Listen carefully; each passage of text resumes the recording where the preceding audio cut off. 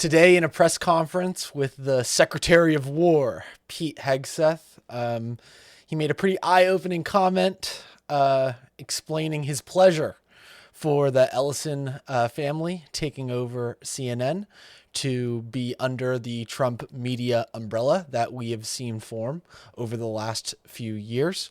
I'm going to play this clip real quick, and then I have more analysis on the other side. We will keep pressing. We will keep pushing, keep advancing. No quarter, no mercy for our enemies. Yet some in this crew, in the press, just can't stop. Allow me to make a few suggestions. People look up at the TV and they see banners, they see headlines. I used to be in that business, and I know that everything is written intentionally.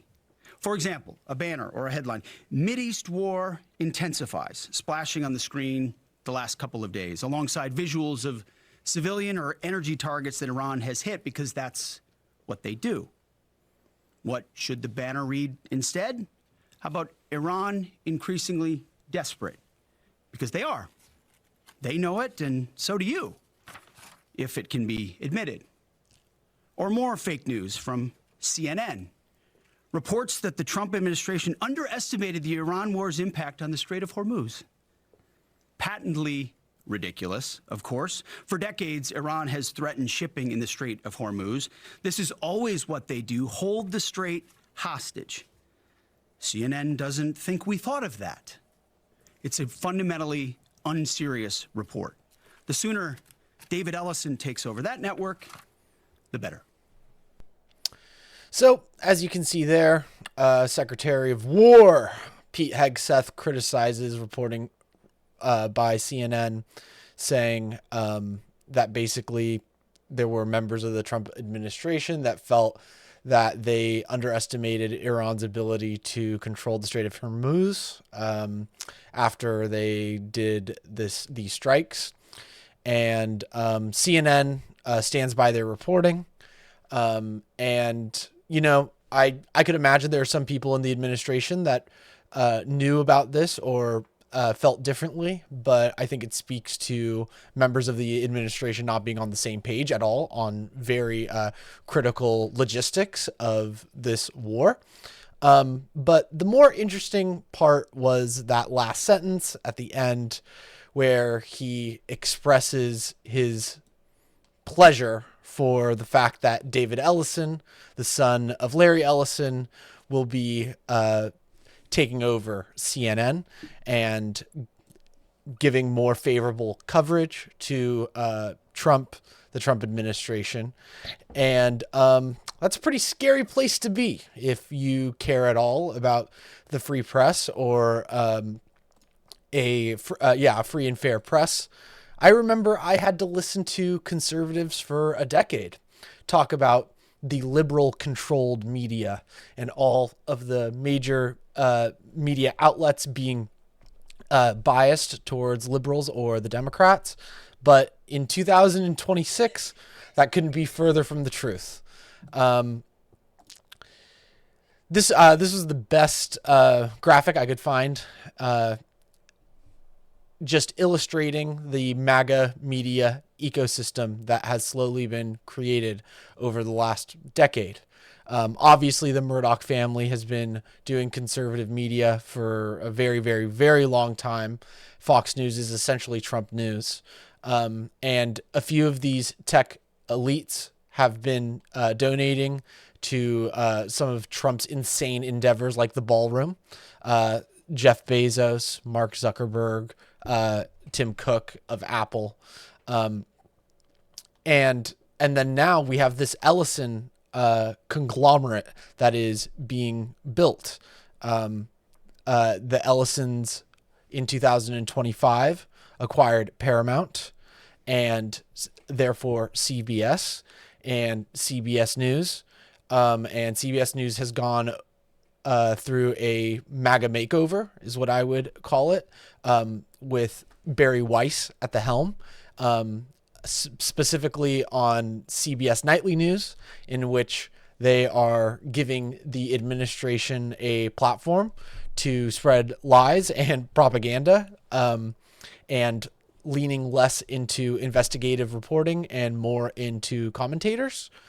And this has been well reported on. And why is this happening? This is because the Ellison family, which now owns Paramount, is needing the federal government and the FTC to approve another merger with Warner Brothers, which they recently got a deal accepted by Warner Brothers. Formerly, it was Netflix that was the top dog in the deal to get Warner Brothers, but Paramount is now ahead. And one of the big reasons why, obviously, they're paying a little bit more money, but also they can assure Warner Brothers that they have the ability to get this merger approved because of their connections with the president. Now, they don't say this out loud, but as seen with Skydance Media's acquisition of Paramount, they were able to get that approved by the Trump administration. And with their control of CBS News, they have now shown Trump that they are able to put a more Trump-friendly person in charge, who is willing to give the administration a platform. And they're also willing to halt stories that might criticize the president. I don't have it here, but it was Barry Weiss that temporarily blocked 60 Minutes' CCOT episode from being aired on 60 Minutes. And it had to go through more journalistic review, aka Barry Weiss straight up said that the administration's position or voice wasn't heard on this particular story, so they halted it. It was eventually re-released, but the whole point of all of this is not to give Americans factual news or stories that otherwise wouldn't be reported, but these moves are to impress the president, because the president is watching a lot of news television. He deeply cares about the way that CNN is operating.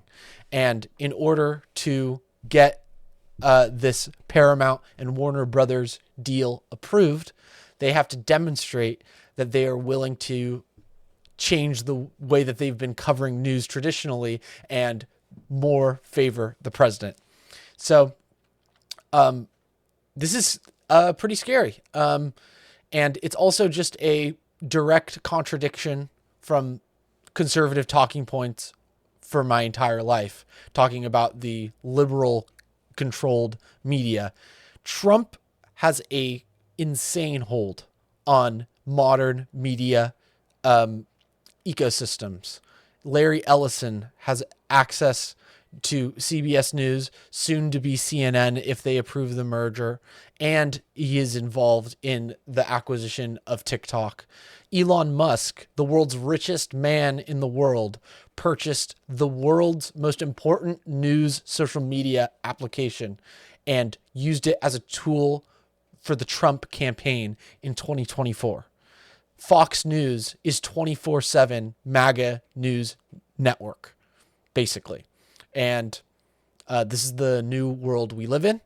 And it's one of the many things that Democrats, if they ever come back into power, will have to reckon with and dig us out of a hole in terms of essentially state-run media, state-approved media. And that's not the same as state-funded stuff, right? That doesn't have editorial control. No, they simply have their friends controlling the editorial stuff at the major news outlets and social media outlets. So yeah, that's all I have to say. I don't know if this was that good of a video, but leave a like, subscribe.